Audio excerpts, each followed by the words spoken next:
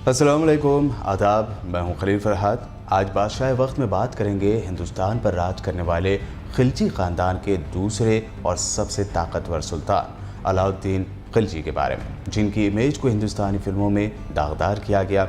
आज बात करेंगे हिंदुस्तान में जमाखोरी यानी ज़ख़ीरा अंदोज़ी के लिए सख्त तरीन सज़ा मुकर्रर करने वाले और बाज़ार में हर चीज़ की कीमत मुकर्रर करने वाले अलाउद्दीन खिलजी के बारे में। बादशाह वक्त के पिछले एपिसोड में हमने ख़ानदान ग़ुलामा के बादशाहों सुल्तान क़ुतबुद्दीन ऐबक, रज़िया सुल्तान और ग़यासुद्दीन बलबन के बारे में आपको बताया था। खिलजी ख़ानदान की हिंदुस्तान में हुक्मरानी की शुरुआत ख़ानदान ग़ुलामा के इख्तिताम के बाद हुए। दरअसल खिलजी ख़ानदान के अफराद सल्तनत ग़ुलामा में आला ओहदों पर फायज थे। खिलजी ख़ानदान क़ुरून वस्ता के भारत का एक मारूफ ख़ानदान था। उसने हिंदुस्तान पर 1290 यानी 1290 से 1320 तक राज किया। दिल्ली की मुस्लिम सल्तनत में ये दूसरा हुक्मरान ख़ानदान था। खिलजी कबीला तवील अरसे से अफ़गानिस्तान में बसा हुआ था, लेकिन बुनियादी तौर पर इस ख़ानदान का मस्कन तुर्किस्तान बताया जाता है। अलबत्ता भारत आने से पहले यह कबीला अफ़गानिस्तान में था। खिलजी ख़ानदान के पहले हुक्मरान थे जलालुद्दीन फ़िरोज़ खिलजी, जिन्होंने अपनी ज़िंदगी एक फ़ौजी के तौर पर शुरू की थी। अपनी काबिलियत के बलबूते पर उन्होंने सल्तनत ग़ुलामा में फ़ौज के अंदर आला ओहदा हासिल किया। इसके बाद समाना के सूबेदार बने। सल्तनत ग़ुलामा के ख़ात्मे के बाद जब वो दिल्ली के सुल्तान बने तो उस वक्त जलालुद्दीन फ़िरोज़ खिलजी की उम्र 70 साल थी। फ़िरोज़ खिलजी दिल्ली के पहले सुल्तान थे जिनकी अंदरूनी पॉलिसी दूसरों को खुश करने के उसूल पर थे। उन्होंने हिंदू अवाम के तय ज़्यादा वसीउ नज़री यानी उन पर बहुत मेहरबानी का मुज़ाहरा किया। उन्होंने अपने मुख्तसर से दौरे हुकूमत में कुछ अहम कामयाबियाँ हासिल की। 70 साल के फ़िरोज़ खिलजी के ही भतीजे, दामाद और सिपहसालार थे अलाउद्दीन खिलजी, जिनका पैदाइशी नाम था अलीगढ़ शासिब खिलजी। फ़िरोज़ खिलजी के दौरे हुकूमत में ही उनके भतीजे और दामाद और सिपहसालार अलाउद्दीन खिलजी ने मुल्क की कई रियासतों पर कब्ज़ा किया और उन्हें दिल्ली सल्तनत का हिस्सा बनाया।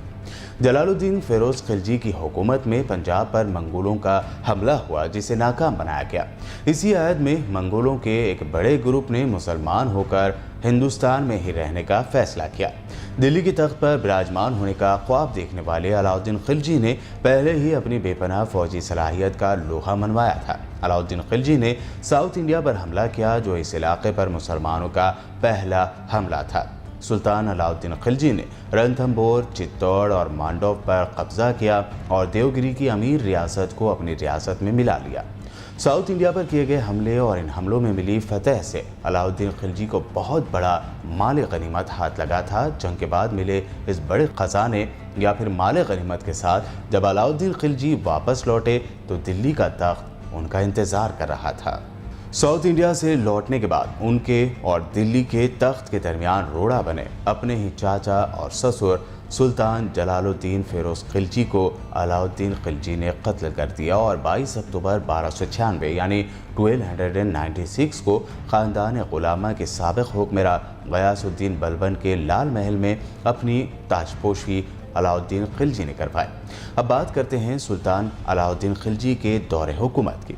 आखिर उनके दौर के खात्मे के बाद भी गरीबों ने अरसे तक उन्हें याद करते हुए क्यों दुआएं दी, और ये भी देखते हैं कि जिस तरह बॉलीवुड की फिल्म पद्मावत में सुल्तान अलाउद्दीन खिलजी का किरदार बताया गया है, उनकी इमेज बताई गई है, क्या वो सच था? आइए देखते हैं। रणवीर सिंह, शाहिद कपूर और दीपिका पादुकोण की एक्टिंग से सजी बॉलीवुड की मशहूर फिल्म पद्मावत में जिस तरह रणवीर सिंह ने अलाउद्दीन खिलजी का रोल अदा किया, उसकी खूब तारीफ़ें की गई। लेकिन इस फिल्म में सबसे बड़ी जो नाइंसाफ़ी हुई है वो अलाउद्दीन खिलजी से है।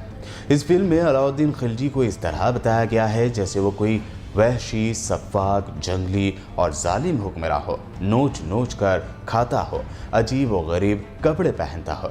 लेकिन सच्चाई इससे बिल्कुल उलट है। अलाउद्दीन खिलजी अपने दौर के बहुत महज़्ज़िब शख्स थे, जिन्होंने कई ऐसे फलाही इक़दामात किए जिनके असरात आज तक नज़र आते हैं।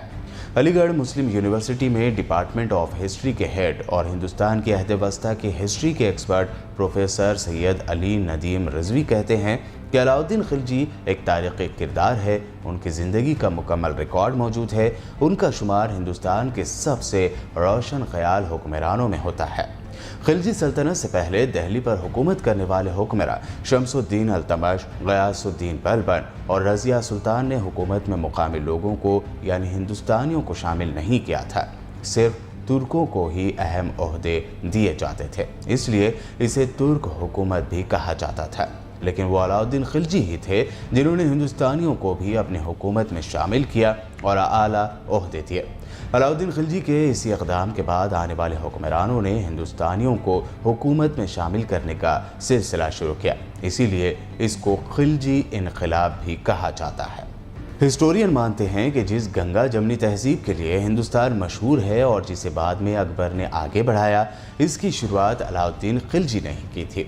सुल्तान अलाउद्दीन खिलजी का दौर हुकूमत कई लिहाज से ख़ास था।